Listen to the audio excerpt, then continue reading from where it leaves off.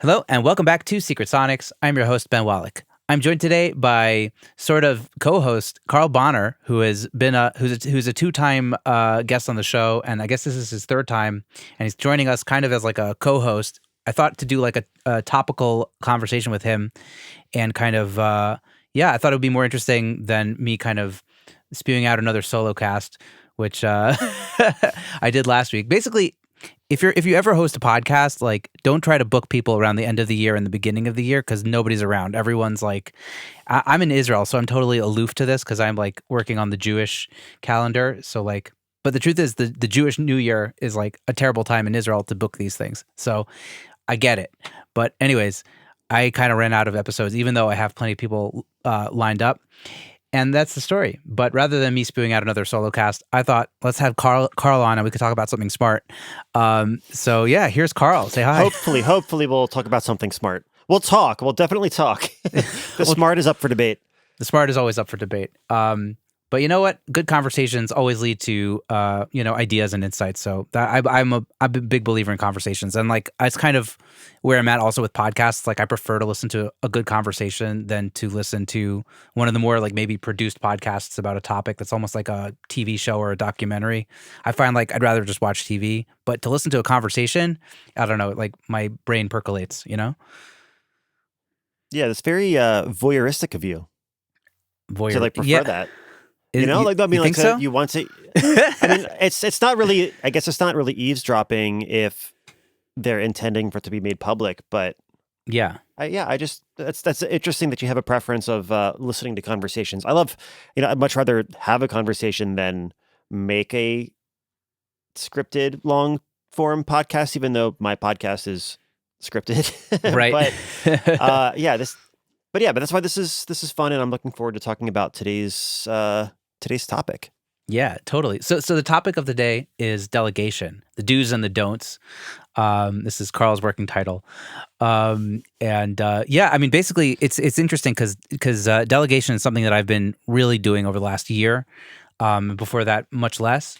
And I'm pushing it even further this year. And I know Carl's been doing it for even longer than me and even harder than me. So I think this is just a great conversation to talk about, like, when's it time to, start delegating things, and what are the best practices? How do you do it? And like you said, the do's and the don'ts.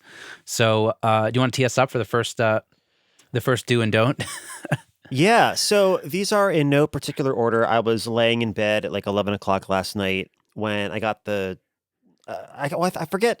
I think it was around that time when we started talking, because it was early morning where you are, late night where I am. It was like the perfect hour, like the 11 p.m. by you and 6 a.m. by me.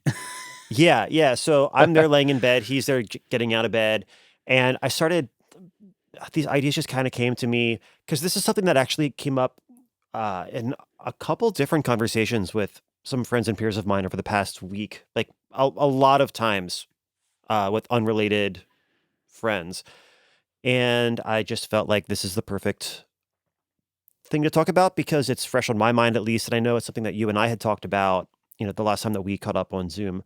So these are in no particular order. They're just some pretty foundational things to keep in mind when you get to the point that you're ready to actually start delegating tasks as a music production professional or any kind of like creative professional that wants to get a little bit of help, but is maybe intimidated by the thought of relinquishing a little bit of control. Yeah, which I think is something that I think a lot of us producer type people, we crave that control over these things, and that's, I think, one of the biggest things that holds a lot of us back from doing that, because we want to make sure that everything is to our standard, because we have a vision, and for whatever reason, we're often perfectionistic kind of people, and so delegation is hard because we want to have control over every last aspect of the production process. But if you do that, it's kind of very difficult to do a lot. Like I find, like, I guess the best way for me to say this is there's bottlenecks.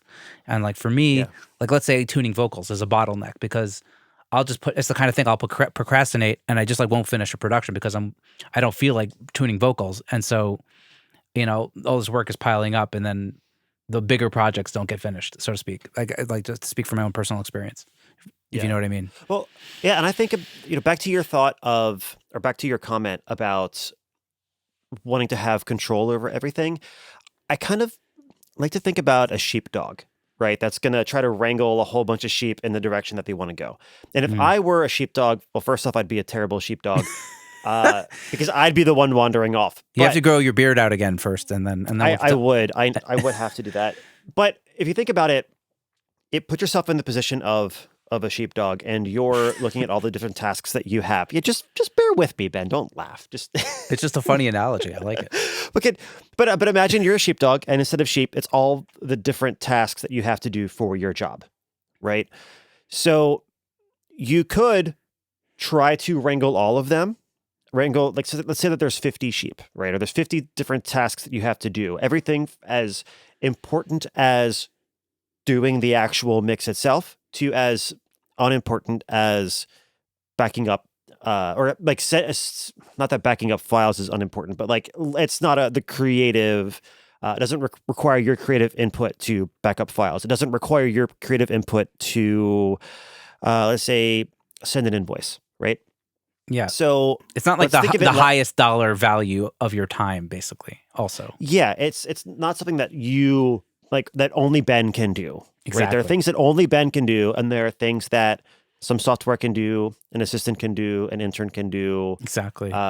Exactly. So you could be the sheepdog running around trying to wrangle all 50 tasks that you need to do. And yeah, you'll have control over all of them, but not nearly as much control as if you only had to focus on 5 sheep. Right? You'd be able to put all of your focus in making sure that those 5 sheep are going exactly where you want to go. Right? So you'd probably be able to get from point A to point B a heck of a lot faster. Right. And I like to look at it that way when I think about delegating. Mm. And the less control that I need to have, the more energy I can put into focusing the things that really do require Carl to be doing it. And I can get from point A to point B faster. Yeah, I love that. So good. Because yeah, I never thought of that analogy before. I'm glad I didn't just fall flat on my face. Yeah. No, totally. It's basically because you're eliminating the amount of tasks. You can actually even be more perfectionistic if you wanted to be, or be like just have more control, more. You can execute your vision higher because you're doing the most. I don't know what the term is, like the most high level tasks that need that quality touch, and the things that are kind of a little bit more like anyone could do it, not necessarily you. That's the stuff that you can start delegating and then, moving along faster, so to speak. Yeah. So that said, I am going to start with my first do and don't. Okay. And again, this is not in any particular order, but this is something I always tell my friends or students or peers when they tell me that they want to delegate. I tell them, you do need to expect the first few projects to suck. And don't expect anyone to fully grasp your preferences and quirks right away, right? Like your tastes took years to develop. The way that you edit drums, the way that you edit vocals, the way that you like to, any task within like within your process that you're trying to potentially have somebody help with. It took you years to develop your tastes and preferences on how to do that thing. So for you to expect anybody else to learn that on the first try is ridiculous. Right? Yeah. So there's a phrase that I heard, and I wish I knew where I heard it first. But it's not that you get what you pay for, you get what you train for. And I love that. And so many people that I've talked to, they'll try, hiring a vocal editor or hiring a drum editor. Those are just 2 examples that I've seen pretty commonly within my circle, where they'll hire somebody out. It comes back. It's not quite what they want. And then they don't delegate ever again for another 2 years until they're underwater, scrambling, just trying to get through the projects that they have. And then they do it again. They hire somebody else and it comes back and it's not perfect. And therefore, in their mind, it's not the lack of training that was the problem. It was the act of delegation that was the problem. But if you go into it expecting the first few projects to suck, I call it the first pancake principle.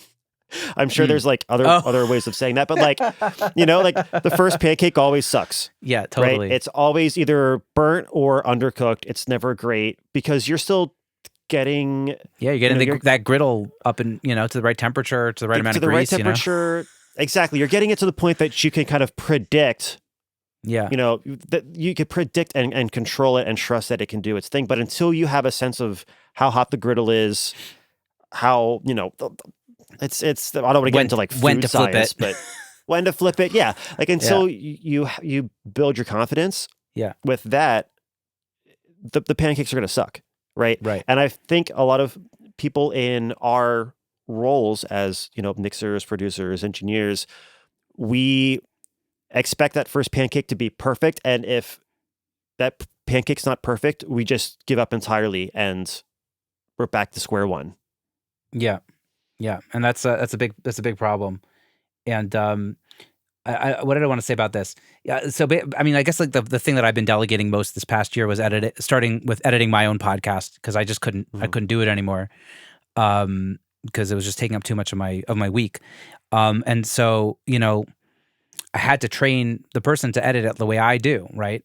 And I guess that's probably the next task. But the point is that the first one was not perfect, and I had to go through the entire thing and make sure that I fixed any mistakes. But like that's part of the process because it took a couple episodes to be smooth sailing, maybe 3 episodes even, But Yeah.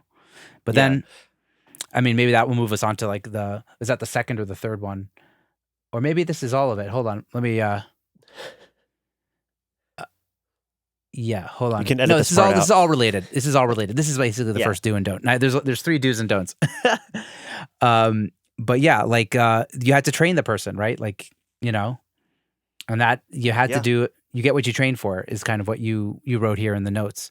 And you mentioned it already. My brain is not working. I'm not doing well with the notes. Uh, It's all um, good. but We planned this. forgive me, It was audience. what?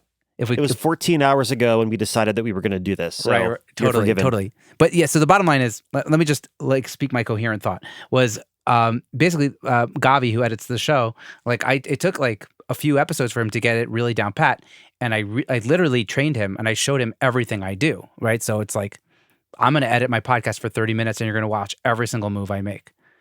Yep. And then I'm going to send you the podcast, and you're going to edit it for 30 minutes, and I'm going to watch every single move you make. And then I'm going to let you finish it, and then I'll run through it and make sure everything's cool.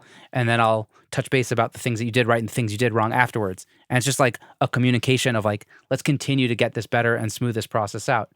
I've been working with a guy named Benjamin Kogan, who's also was a former guest of the show, doing clips for me now. He's editing out my reels and stuff.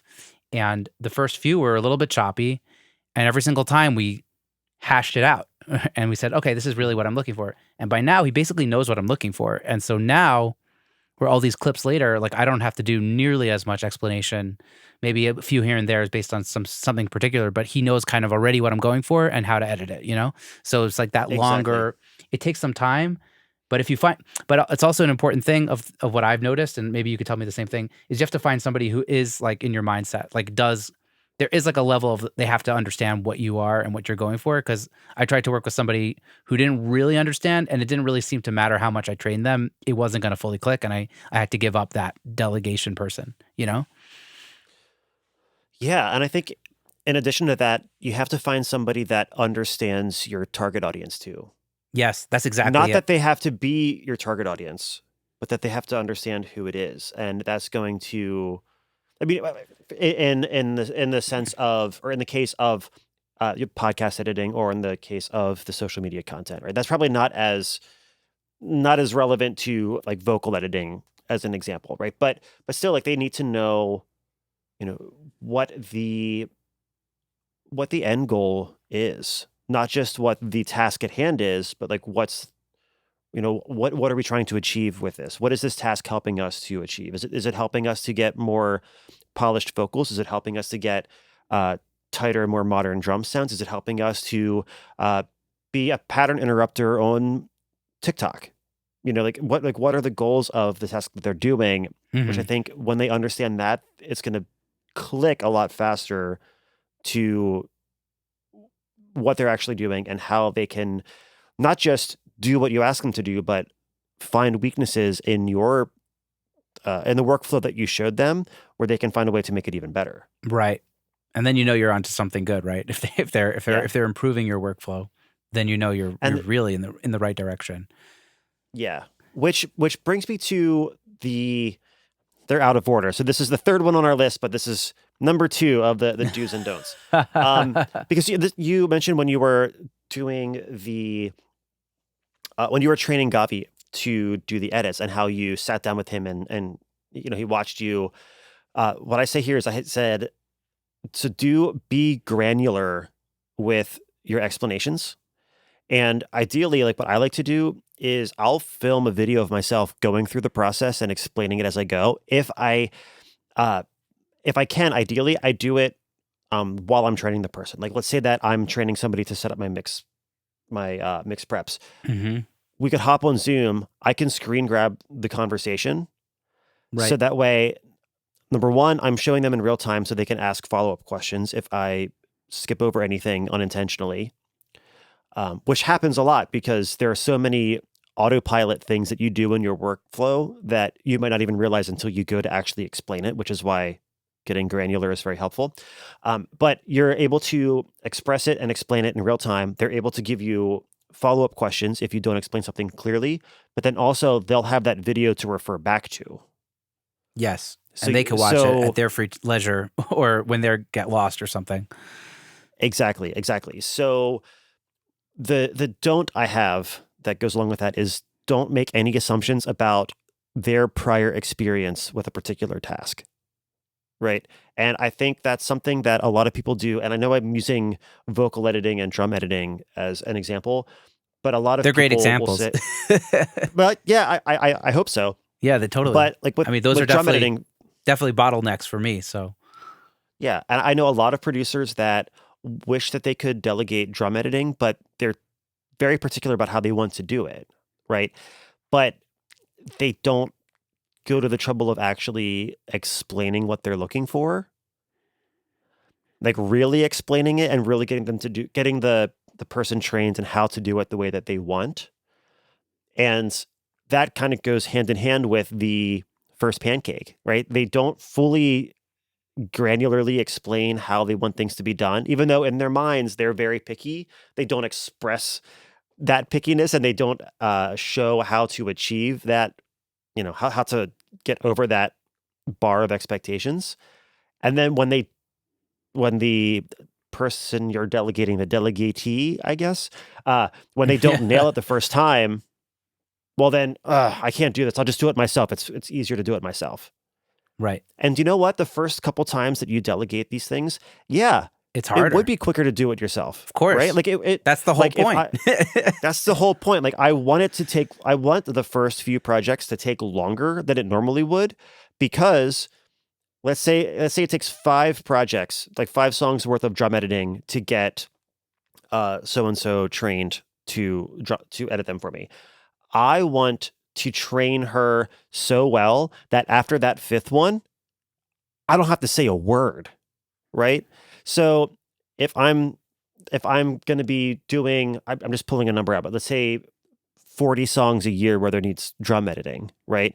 I will happily make those first 5 take as long as they need to really get my Yeah. ideas across to her, so that, songs 6 through 40 of this year, and then all the songs next year, all the songs after that, all of those are going to be smooth sailing. Exactly. And people get scared by the idea of spending more time on the first few projects to get to that point, because the whole reason they want to delegate is they're short on time, right? Right. They feel overwhelmed. They want to be able to pass this off to somebody else. But to be able to do that effectively, you have to suck it up and just like Yeah. go through the stress of training somebody, because it will be worth it. And very few people are willing to just put in Yeah. that I mean, work. it's like And buying new studio monitors, right? They cost a lot of money, but then your mixing is going to get much better, and then that will pay for itself right back. You know what I mean? Mhm. Like I saved up a year for my monitors, and they paid for themselves so much faster than I could have imagined. And you know what? Like I had to do that investment, that time and money investment, but Yeah. then it paid dividends down the road big time. And so it's the same thing Hey, with delegation. Like you're going to have to put up front, like the investment of time is the thing at the beginning, but then you get that all back, down the road, hopefully, Yeah. once the person you've trained is like in a flow with you and in sync. It's almost like my thought was like it's humbling almost. Like you have to get over yourself. Like Oh yeah. you think you're so unique in the way you do things, but actually everything like you do that is so unique, you could probably train somebody else to do it if you spent enough time showing them how. Yeah. And also like that person could do so much more than you maybe, or sorry, that person can't necessarily do everything you think they might be able to do, but with enough training they can. And so like Yeah. we're all have to learn to let go and learn to teach, and Yeah. and yeah, basically And a good way to start is by my next do and don't. the do and So don'ts. start with a menial task. And don't start with a complicated creative task. So if using drum editing again as the example, I'm not going to start somebody with I'm not producing 7-minute tech death metal songs, but like if I were extreme metal producer and I wanted to outsource drum editing, I wouldn't start somebody with a 7-minute epic with, I don't know, 256th notes Yeah. throughout half of the song, right? So even something as simple as, for me, the very first thing that I started delegating, which is weird to think of it as delegating, but it is, was mastering. Yeah. It was the first thing that I started bringing somebody else onto the team that Same, could by do the way. something that, it's something that I could do. It's something I do. It's something I do for other clients. But there are some situations, like when I know that I'm going to lose objectivity by the time I get to the mastering stage, there are situations where hiring somebody else to do the mastering, even though I can do it, is the right move. It's the right move for the song. It's the right move for the client. It's the right move for my ears, my mental health. And the next thing that I did was outsourcing my mix preps. Because again, that's like mastering is obviously that's like not a menial task. So I guess that's the exception to starting with the menial task. But that's like that's outsourcing to another pro, I guess. But delegating like mix preps, like that's generally pretty simple. And it might seem complicated when you have to explain it for the first time, but humans have big brains. They can learn stuff. Like you can Yeah. train this person. And you can record it while you teach it to them, so that Yeah. And always you referenceable. have exactly. And I think if I can make a little hot take right now, I Hot think take. a Let's lot do of it. a I little always hot want hot take. takes. I think the hesitance to delegate actually comes from insecurity. Yeah. Go on. And it's not because they think the other person can't do a good job. It's we have a natural instinctive, trying to think of how to express this, but we have this, I don't know, this sense that we are the best at what we do. There's this, the ego, this, a bit of unspoken cockiness that I think we all really feel like, oh no, I can't delegate that because nobody can do that as well as I can, which frankly is bullshit. Yeah. Right. Like that's, especially when it's something like editing or mix preps, like, no, you're just impatient. You don't want to train somebody. You're afraid of paying somebody $15 to do something that you could be making those $15. But if you could spend that time doing one of the tasks, one of the fewer sheep, like in that analogy earlier, one of the fewer sheep that actually makes you a lot more money per hour, then getting that $15 an hour project off your plate opens you up to make 30, 50, 100, 200, whatever that number is. Yeah. And getting past that hump of paying somebody else for something that you can do, it's scary. Yeah. But that fear comes from the insecurity. Yeah. I think actually the insecurity also could be the other way around of like maybe like I don't know. I'm thinking about mastering, so like maybe this is not the menial tasks, but like the first time I sent off my record to be mastered, I was so scared of what the mastering engineer would think, and it's like, oh, he's gonna think I'm shit at this, and I was so nervous for somebody in that position to hear my mixes, for the first time, Yeah. and so there was a bit of insecurity about like, hey, I'm opening up the thing that I'm trying to do to somebody else who's like totally professional, to see all the warts and everything, and actually like put me in my place of where I'm at, and so I mean, it's like it's the other side of the equation, I guess. It's like the Yeah. other kind of insecurity, but I guess Yeah. But it's for it's a mastering necessary yeah. step. Anyways, that has Yeah, nothing to but do it's a necessary with step to grow. the delegation we're Sorry. mostly talking about, but anyways, I thought I'd bring Yeah. that up. Yeah. Sorry for talking over you there. No, no, what were you saying? I didn't hear you. Oh, I forget. I think I was generally agreeing with you. Yeah. Yeah. Amazing. So start with a menial task, and don't start with the complicated creative task. And but can you eventually get to complicated creative tasks? Of course. Of course. I mean, it depends on how willing you are to train, how patient you are to train, how much of the budget you're willing to sacrifice to get that help. And it depends on how, which activity or which task in your project or in your workflow makes you the most money.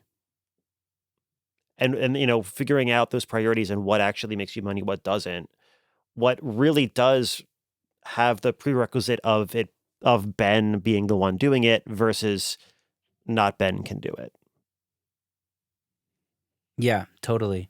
Also, I wanted to say something about the fact that you were saying like, you think only you can do it, but actually other people can do it. And maybe they could even figure something out that's even better because they have a different brain. Mhm. I mean, I talk about this a lot on the show of like two heads are better than one, right? Like the synergy, effect of like, when we do it all by ourselves, we're really like in our own echo chamber, and we really don't. Yeah. We're really limited with just our own brains. And once you have even two brains, like the effect can be, more than times two, right? Like the fact that like it's just not just one brain looped in on itself. And Yeah. so I've been finding like bringing in a team is just like it's like starting with mastering, for example. It makes such a Mhm. better product because it's like you've just brought in somebody else with a total different set of objectivity, like Yeah. objectivity and like ideas, and like you just get a much better product because of that. So Yeah. yeah, and And that not to mention it also allows you to stay more in the zone of the things that you want to do. It's not even just a question of will you have more control and more time to spend on the things that are important, but it's the other side of that coin is that it's fewer times that you're going to be pulled out of that creative flow. right, yeah. We get when you have so many tasks, you get so distracted by all the other things. It's kind of hard to like stay on point, and that's a real. Yeah. There's like a cost to switching tasks, which is maybe more than the amount of time you think it is. Yeah. Yeah, totally. Especially when it's tasks that don't actually move the needle, but they are just to-do list items that you feel good about doing it because you're checking something off your list, but it's really not really doing much for your career or as much as some other tasks really could. And not all to-do list items are created equal. Yeah, absolutely. I mean, just to go back to like tuning vocals, for example, like tuning vocals is like a big bottleneck for me. And it's like, I find it, and this is a problem I have, is it's harder for me to finish big projects than small projects. Because small projects is like, okay, cool, let's just do this and get it over with. And then a big project has so many different stages. Um, and then once there's a bottleneck, you just don't move on to the next stage. And then that stage doesn't get completed. And it's Yeah. like, if that other stage is just easily delegated towards, before you know it, that person's happy to work and make money, and then they'll just send it right back to you. And then you're just moving on to the next stage without thinking about it, without procrastinating it. And it's like, it's just like it's a way to really jump forward with the things you're doing, you know? Yeah. Awesome. Do you want to do the last do's and don'ts? Yeah. So the last one that I've got, the last one that I have here, and this goes back to, as you're figuring out what you want to delegate, what you can delegate, and where on that spectrum of only Carl can do these things is on one side, and software or a monkey with a keyboard could do these things. Where on that spectrum do the different tasks lie? Because it's not black and white, right? There's a lot of gray area in there.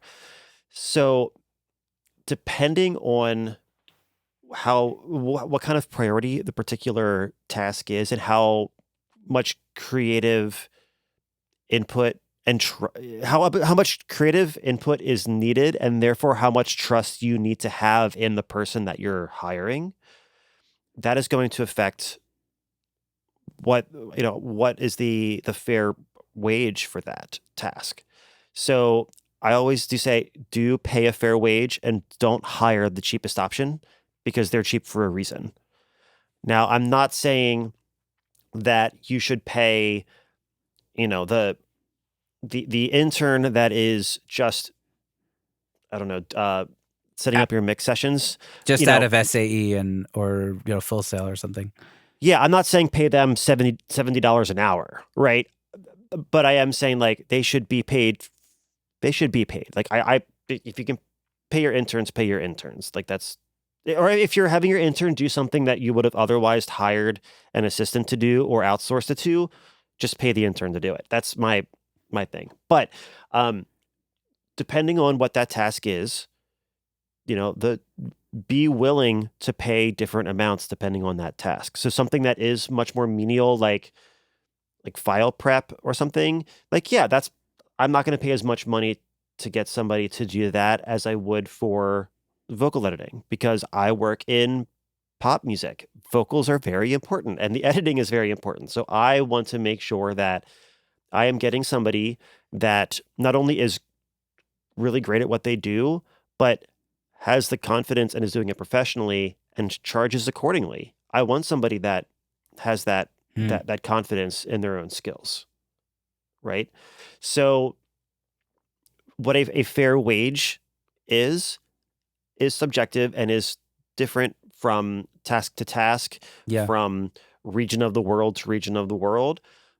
But the cheapest option is always, like, no matter where you are, no matter what the task is, the cheapest option is usually a pretty good thing to avoid.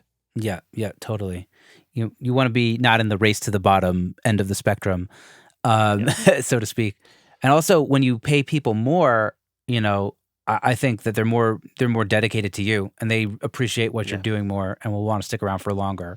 And then you won't have to train the next person, right? And do another investment of your time in that sense. You kind of want, if you're delegating something, hopefully the person is going to stick around for a while, and so you want them to feel motivated to stick around for a while. And if you pay them a decent wage, that's like a really good way to do that, And think of it this way. When you're trying to figure out what to pay somebody else to do this, and you're being tempted into being the cheapskate, ask yourself, how much do I love getting cheapskate clients? Because I don't love that. I don't like dealing with that. And I'm pretty sure anybody listening to this is going to agree with that and say that, no, like, those are the worst kind of clients. And then my advice to you is, don't be that client. Yeah, absolutely. Don't be the cheapskate. I'm paying people that are helping me, like, at least what I was making, when I was first starting, and I was like, working when, if not more, and giving them like a leg up because they're getting experience I didn't have when I was, a decade plus ago, And that said, it brings up a good point that a fair wage doesn't always have to be financial. Like, if you do have an intern that really does want that, if you have an intern that maybe you're not there, you can't pay them for certain things, or there's certain projects that just don't have a budget and they want to learn, like, pay them in actual experience. Yeah. I won't take on an intern unless I can make sure that they're really going to feel like they're getting more out of it than I am. That's amazing. Right? Like, I'll tell a story that my last intern, Ethan, told me. He became my intern last spring and ended up becoming a really good friend. Started hiring him as my assistant, and he's been doing assistant stuff for me for a while now. But he was telling me a story where he was maybe like 2 months into his internship with me in this past spring semester, and he got I think I got an email from a friend of mine, another studio in town that was looking for somebody to engineer a session for audiobook or podcast. It was some like voiceover project, and they needed an engineer. And I said, "Hey, you should have Ethan come in and do it. He's been working with me. He's killing it. I'll put you in contact. I'm not sure what his rate is, but I can talk to him about that. Like I wanted to make sure I put it in their mind that you gotta pay this kid." And we work it out. He ends up getting like, pretty decent hourly for somebody technically still being in college, has the responsibility of going into a studio he hasn't worked out of before, running a session for a client for a studio that for like the owners he hasn't met before, all because I said, "Hey, no, do this here, go here, do this project, meet these people, make this money, go." While he's there, he meets the intern that studio has. I'm not going to say what the studio is, but Hmm. he starts talking to the intern to say like, "Oh, hey, I'm doing my internship too. What are you doing?" And basically the other intern was just saying that he's just been kind of, cleaning the bathroom and making coffee and just kind of observing every once in a while. And that was eye-opening for Ethan, in a good way, and also eye-opening for me, I think, in a good way as well, because it makes me feel good about the way that I handle it and the way that I want to do it, because I want to make sure that my interns or my assistants, whatever they are, if I can't if I can't give them the money that I would like to give them, then I want to make sure that they're at least getting Yeah. the educational value out of it, the experiential value out of it, like you said, because getting free work out of somebody or getting cheap work out of somebody, and in return, just like having them clean your toilet is not Yeah. not cool in my book. Absolutely. I mean, I go back to when I was a waiter, you know what I mean? Like, like think about how you felt when, you didn't really feel like you were much of a person, Yeah, and try to like, give these people who are more towards the beginning of their careers, presumably, a chance to feel valid and and like yeah, they could do something with themselves also, That's great. yeah, I love that. Yeah. And, yeah, like I don't know. My only other point with that was, like Gavi, for example, who who I've been delegating the podcast editing to, and this other guy Tzvi now that I'm hiring to do some other podcast editing for me. Like they know that like they have me available to answer like any random audio questions, and I'm here, and like you yeah, know I'll meet up with them and get a beer and we'll talk shop, and like it's they know that there's something beyond just the actual work that I'm delegating towards them, and I hope that they feel like they're getting that value out of it. So yeah. I'm all about that. And also it's That's fun to great. give things over when you get to a certain age. I don't know, like not that I'm so old, but like, at 35, it's fun to give things over. Like you don't want to, just only do everything by yourself. It's first of all, it's fun to chat, to talk shop, and it's fun to pass it on to the next generation. Especially when you're like me and I'm, basically 100% remote, so I'm here by myself all day. So pulling in other people into my team and delegating, if nothing else, gives me an excuse to talk to other humans, Yeah. Yeah. which, especially in the pandemic age, like that's more helpful for our mental health than we might realize or might be Yeah. aware of. Yeah, absolutely. The constant like what's the word liaisoning with like Yeah. different people, and just like you're not just by yourself in your room debating if you're any good or if you're a worthwhile human being. you're Yeah. you're in part of a team and you're having conversations. It's like a virtual water cooler kind of thing. Um, Absolutely. Amazing. I don't know if I have any other thoughts on this. I don't know. How about you, Carl? This is great. I always have a million thoughts, but Well, why don't I, you spew on one of them? Why don't you wax poetic on one of those thoughts, and we'll draw the interview or the conversation really to a close. ooh, I think the last thing that I'll say, and this should apply for, everything that you do in your career, but make sure that you openly communicate your expectations. Mm, And that sounds similar to being granular with your explanations, but I think there are a lot of things that we explain to do, and there's expectations about the actual task itself, but then there are other expectations that may go unsaid and assumptions that end up being made. Like, how soon do we need to have this back by? Mm. How yeah, that's a great one. Let's start with that. Yeah, So, that was something I was like, actually just thinking about as you started talking about that. Yeah. yeah, just something clear and saying, "Hey, I want to sub this out to somebody, but I need to have this back by before Friday at noon. Is that doable?" And if it's not doable, totally cool, but I just need to know so I can find somebody else that can do it, Right. right?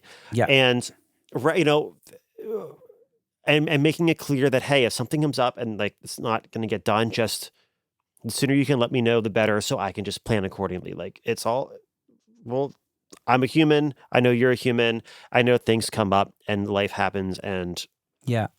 especially with people getting, especially during the pandemic, when either people are losing loved ones or just getting sick and not being able to get to their studio, or being so sick they just can't do anything, even if they have all their gear and they work from home. They just aren't in a place to be able to do that. Whatever that is, just saying, hey, like, if something comes up, it's all good. Just please let me know as soon as you can so that I can call an audible and make it happen. Yeah. Totally. Yeah. Knowing that, first of all, it's such a good point. Like, life happens and you got to give people slack. And I always try to do that as well. Like, same way that, like, a lot of my clients like give me slack and they say like, I know this is like a rush job, but could you get it to me, for within a few days or something? And, usually I'll try to do that anyways, but like they Yeah. understand that, life is busy and life is crazy. And I try to do the same thing with, the people that I'm delegating with. And, Yeah. yeah, I mean, one of the people I'm working with, like, I chose to work with him because I felt like he was going to be the most available, and like that was actually one of the reasons. That was like the reason why I chose him over a couple other candidates. I was just like, this person's around and he wants to work any day today, and that is super helpful for me when I don't exactly know how much work I'm going to have every week, and but some things might be urgent, and like that actually like was the reason why I chose this person, because like this person's gonna be around for me, and like and that was like the expectation, um sort of thing of like I don't know exactly how this is gonna play out, but I need to know that somebody's gonna be available pretty much most of the time, and obviously within reason, and usually I'm giving them some time, but that was like the reason why I chose to work with one person specifically, was because of availability. And if you keep that in consideration, or I guess let me rephrase that. That is awesome, and that is a totally valid thing to have as your priority when hiring, Sometimes. as long as sometimes, but as long as you go into it understanding that there may be unintended consequences. And in that sense, it's not that sounds kind of negative, but somebody that is very open and very available probably is going to need more training because Yeah, they're probably exactly. less experienced. They're probably not as established in their career. So that's why they have availability. Yep. The busier the busier somebody is, it's Yeah. because they're really good at what they do. So if somebody's very Totally. available, that can be a blessing or a curse. So if you go into it, Yeah. somebody's really available, that's awesome. And then you have the first pancake problem where you expect them to just nail it in the first try. I mean, that's, That's not going to go very shame. well. Right. Yeah. Right. No, for Shame me, on me. Yeah. for me, no, with this specific example, I was like, I know I'm gonna have to spend a little bit more time training this person, but then I'm gonna have somebody who's more available to me, and I've trained them exactly how I want them to work. This is specifically for like podcast kind of editing stuff, and I felt it was very doable. And it is, and it's working out. But thankfully, but it's like I know I'm gonna have to spend more time up front on this, and that's like an investment I'm willing and want to make, actually, Yeah. so to speak. If that makes sense. It all Yeah. kind of Yeah. circles. And I think maybe my final thought is that just like any skill, whether it's mixing, whether it's playing guitar, whether it's talking into a camera for social media, it's going to be uncomfortable until it becomes comfortable. It's going to be difficult until you get used to it and you figure out what works for you. And the same thing goes with delegation as a general concept. The more that you delegate and the more experience you have training people, teaching people, having the difficult conversations, the more that you do that, the better you're going to be at it and the less stressful it becomes. But Yeah. just like any other skill, it's still January. So, going to the gym, getting Yeah. your gym membership. I Like, didn't even try this year, man. That's not even on my I will not confirm nor deny the gaining of COVID weight for me, but but my point being, like, the first time you go back to the gym after 6 months away from it, it's gonna suck, and it's gonna suck very quickly, right? But once you get into that habit, all of a sudden you start to look forward to it, and I feel like I've gotten to the point in my delegation skill development, whatever you want to call it, that I look forward to it. I enjoy it. I like training people. I like having these conversations. I like helping the people that I hire to gain new skills that they can then use and make money from other producers Exactly. by helping them out. Yeah. So it that building a team thing, like you mentioned earlier, it's huge, not just for me, but I think it's hopefully huge for them too, because I want them to get more than just the paycheck out of it. I want them to get the experience of not just working on the music, but the experience of learning how to do somebody else's workflow and how to adapt to somebody else's workflow and somebody else's needs, which is a very underappreciated skill set. Yeah. Dude, spot on, man. I was thinking about when you're talking about the team. Like, I think I got this all from you. So, so props to you for like the concept of the team. I remember I don't remember when it was. I think it was when we did our first business coaching call back in the day.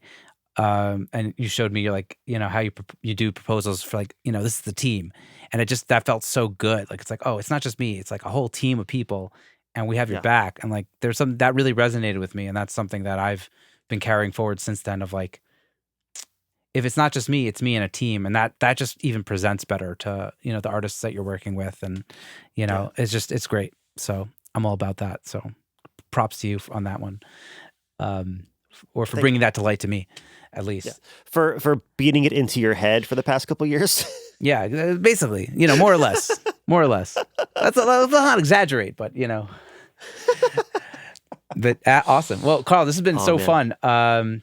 I guess we'll just go over the do's and don'ts so people can remember it before we end the call. I feel like that's like the proper podcast thing to do. So remember, these are the Yes. do's and don'ts of delegation from Carl. Do expect the first few projects to suck. The pancake principle. Don't expect anyone to fully grasp your preferences and quirks right away. That was the first do's and don'ts. You get what you train for. Do start with a menial task and don't start with a complicated creative task unless it's mastering. Do be granular with your explanations. Bonus is film a video of yourself going through the process.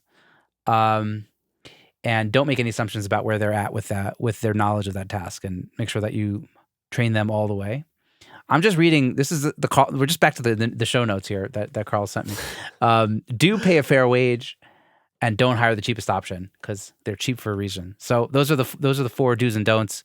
And yeah, this is great. This is really eye opening, and hopefully the audience digs this and can start delegating more tasks and making more music and feeling good about building teams and all of that good jazz. Any Yeah. closing words? Um Thanks for listening. You're wonderful. And thanks for having me, Ben. It's a pleasure. Thanks for coming on again. And people should go check out Carl's stuff. There's links in the bio, or not bio. Links in the show notes of Carl's awesome resources and how to connect with him. And we'll catch you guys on the next episode of Secret Sonics. Bye, everybody. Thank you so much. Pleasure.